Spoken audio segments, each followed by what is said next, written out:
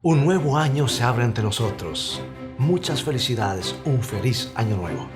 ¿Qué nos traerá el año nuevo? En un momento más hablaremos de un personaje bíblico que llegó al fin de otro año y tuvo un incidente muy particular que nos enseña una lección práctica a los que estamos finalizando un año más y a la vez comenzando otro. Toma tu Biblia y mantente en sintonía.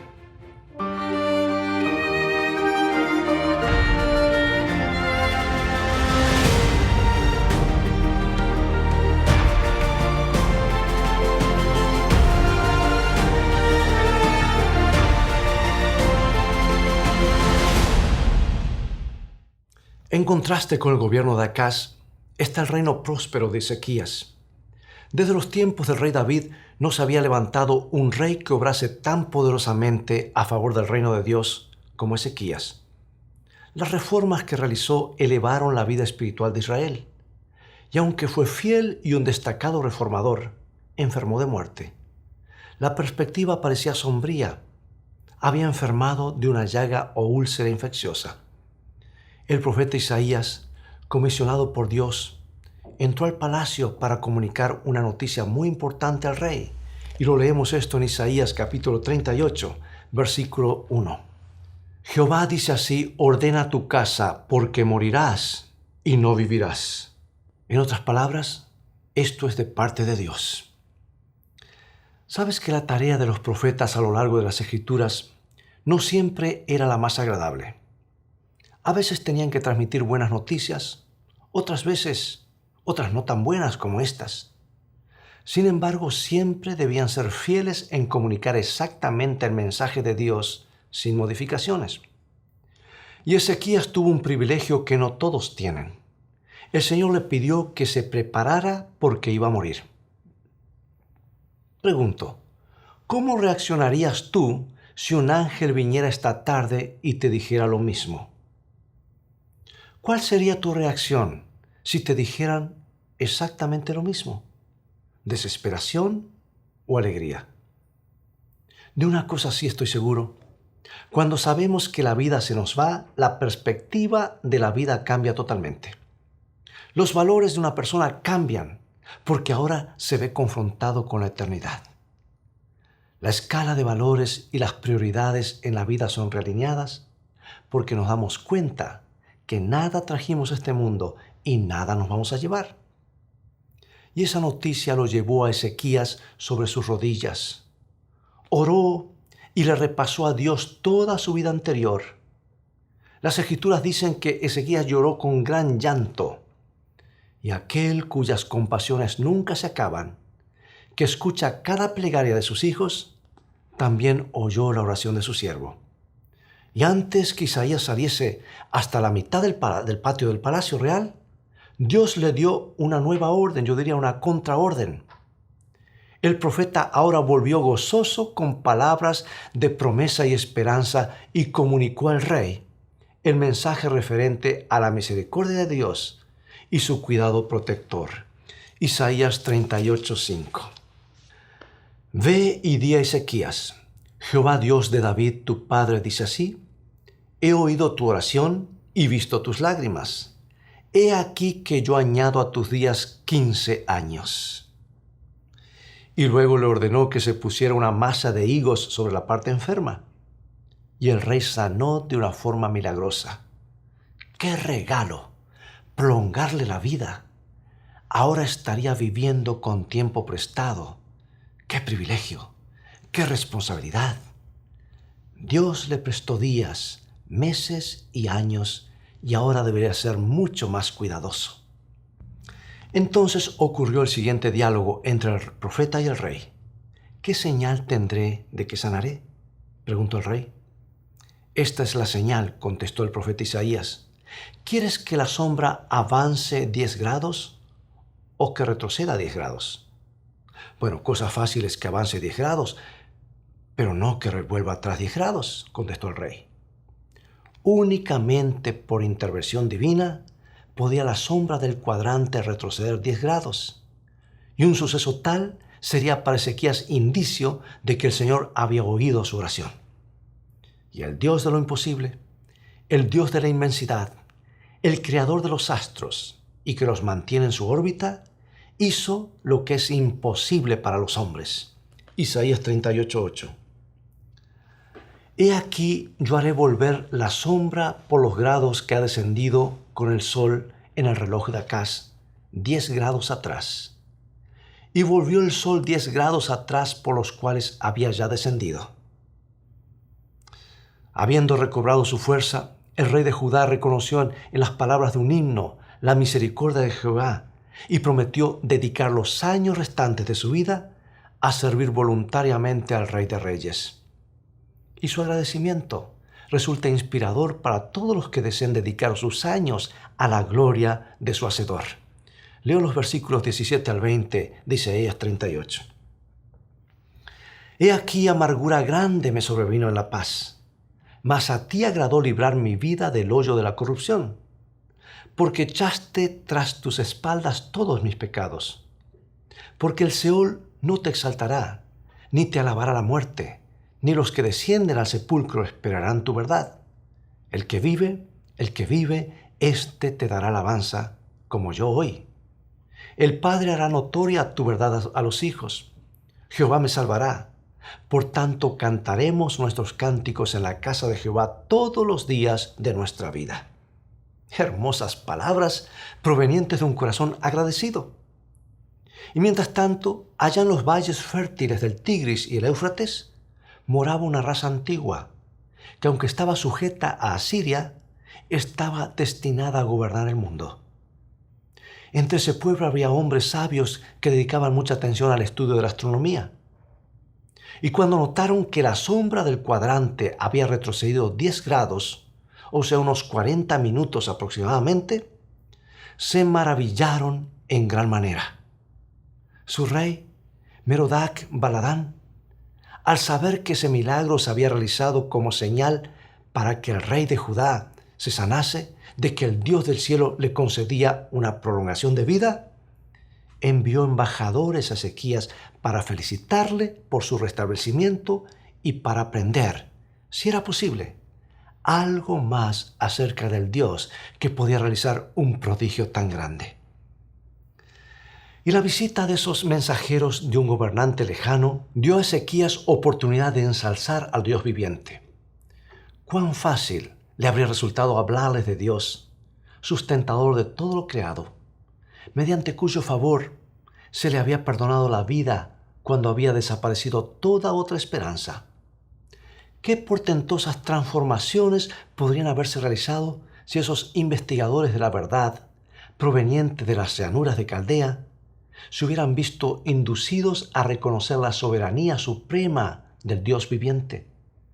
Pero el orgullo y la vanidad se posesionaron del corazón de Ezequías, y ensalzándose a sí mismo, expuso a ojos codiciosos los tesoros con que Dios había enriquecido a su pueblo. Y dice Isaías 39:2, y se regocijó con ellos Ezequías, y les mostró la casa de su tesoro, plata y oro, especias, ungüentos preciosos, toda su casa de armas, y todo lo que se hallaba en sus tesoros. No hubo cosa en su casa y en todos sus dominios que Ezequías no les mostrase. No hizo esto para glorificar a Dios, sino para ensalzarse a la vista de los príncipes extranjeros. No se detuvo a considerar que estos hombres eran representantes de una nación poderosa que no temía ni amaba a Dios, y que era imprudente hacerlos sus confidentes con referencias a las riquezas temporales de la nación. Y la visita de los embajadores a Ezequías estaba destinada a probar su gratitud y devoción. Y el relato en las crónicas de los Reyes nos dice lo siguiente, segundo libro de Crónicas, capítulo 32, versículo 31. Mas en lo referente a los mensajeros de los príncipes de Babilonia, que enviaron a él para saber del prodigio que había acontecido en el país, Dios lo dejó para probarle, para hacer conocer todo lo que estaba en su corazón. Si Ezequías hubiese aprovechado la oportunidad que se le concedía para atestiguar el poder, la bondad y la compasión del Dios de Israel, El informe de los embajadores había sido como una luz a través de las tinieblas. Pero él se engrandeció a sí mismo, más que a Jehová de los ejércitos, tal como dice el relato bíblico en 2 Crónicas 32:25. Ezequías no correspondió al bien que le había sido hecho, sino que se enalteció su corazón y vino la ira contra él y contra Judá y Jerusalén. Cuán desastrosos iban a ser los resultados. Se le reveló a Isaías que al regresar los embajadores llevaban informes relativos a las riquezas que habían visto, y que el rey de Babilonia y sus consejeros harían planes para enriquecer su propio país con los tesoros de Jerusalén. Ezequías había pecado gravemente. Lleno de remordimiento se humilló, y no vino sobre ellos la ira de Dios en sus días. Pero la mala semilla había sido sembrada, y con el tiempo iba a brotar y producir una cosecha de desolación y desgracia. Durante los años que le quedaban por vivir, el rey de Judá iba a disfrutar mucha prosperidad debido a su propósito firme de redimir lo pasado y honrar el nombre del Dios a quien le servía. Sin embargo, su fe iba a ser probada severamente, e iba a aprender que únicamente si ponía toda su confianza en Dios, podía esperar triunfar sobre las potestades de las tinieblas que estaban maquinando su ruina y la destrucción completa de su pueblo.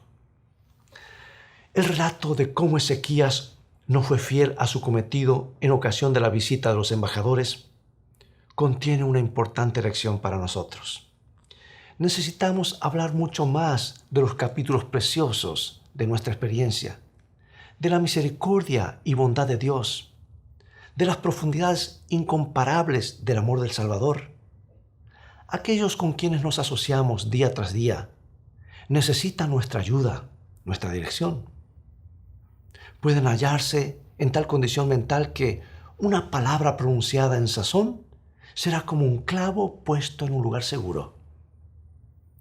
Puede ser que mañana algunas de esas personas se hallen donde no se las pueda alcanzar. ¿Qué influencia ejercemos sobre esos compañeros de viaje? Cada día de la vida está cargado de responsabilidades que debemos llevar. Cada día nuestras palabras y nuestros actos hacen impresiones sobre aquellos con quienes tratamos. Cuán grande es la necesidad de que observemos cuidadosamente nuestros pasos y ejerzamos cautela en nuestras palabras.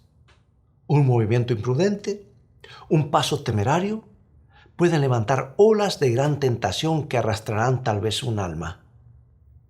No podemos retirar los pensamientos que hemos implantado en las mentes humanas. Si han sido malos, pueden iniciar toda una cadena de circunstancias, una marca del mal que no podremos detener. Es más, va a ser como una marea que no se puede detener.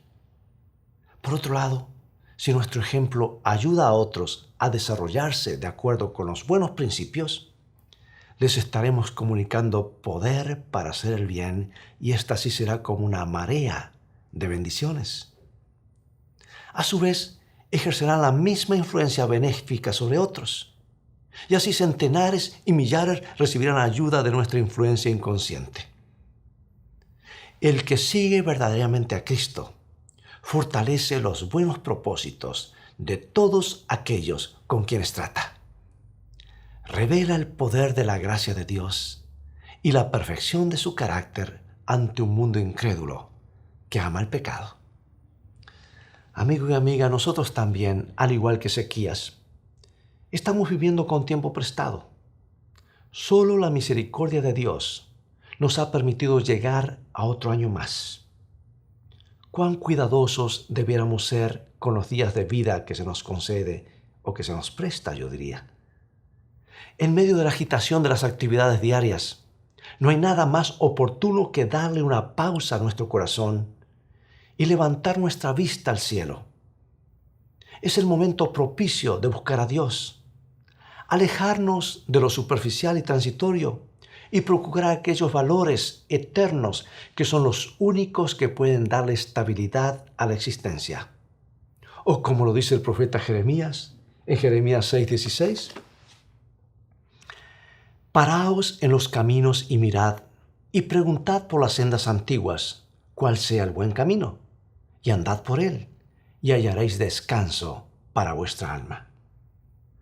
Con frecuencia, en nuestro afán por obtener lo que nos proponemos, nos volvemos materialistas y perdemos de vista la perspectiva correcta. Perdemos de vista la perspectiva que no son las cosas las que nos traen felicidad, sino que la felicidad comienza con fe. Cuenta una antigua leyenda, y no es más que una leyenda, que un pobre hombre decidió dejar Alemania, su país natal, e irse a otras tierras en busca de mejor vida. Temprano en sus andanzas llegó a la ciudad de Ámsterdam, en Holanda, y allí, en esa ciudad de grandes edificios, les llamó la atención una hermosa mansión. Por largo tiempo estuvo contemplando esa magnífica construcción, diciéndose a sí mismo, si tan solo yo pudiera tener un lugar así, mi vida estaría completa. Finalmente, en su alemán nativo, le preguntó a un transeúnte que pasaba, perdóneme, ¿podría usted decirme el nombre de la persona que vive en esa mansión? El extranjero, que no entendió y que no sabía el alemán, le respondió, kan niet verstaan, que en holandés quiere decir, no lo entiendo. Pero pensando que se le había dicho el nombre del dueño, el pobre joven se dijo a sí mismo, oh, si yo fuera tan rico como kan niet verstaan, mi vida estaría completa. Continuó caminando hasta que llegó al puerto. Y allí le captó la atención un enorme cargamento de cosas muy valiosas y comodidades lujosas que habían sido descargadas de un enorme buque mercante. Y al mirar envidiosamente esta escena, le gritó a un trabajador que estaba en la grúa, perdóneme, ¿podría usted decirme el nombre del dueño de ese gran barco y su cargamento? Kan niet verstaan, contestó el hombre. Oh, si tan solo yo fuera tan rico como kan niet verstaan, mi vida estaría completa, se dijo a sí mismo el joven. Siguió caminando hasta que se encontró con una procesión funeral por la calle. Un carruaje negro con un ataúd era llevado por 4 caballos negros, seguido por los deudos que iban caminando. Una campana sonaba a la distancia. El joven se quitó su sombrero y se mantuvo quieto en actitud de respeto.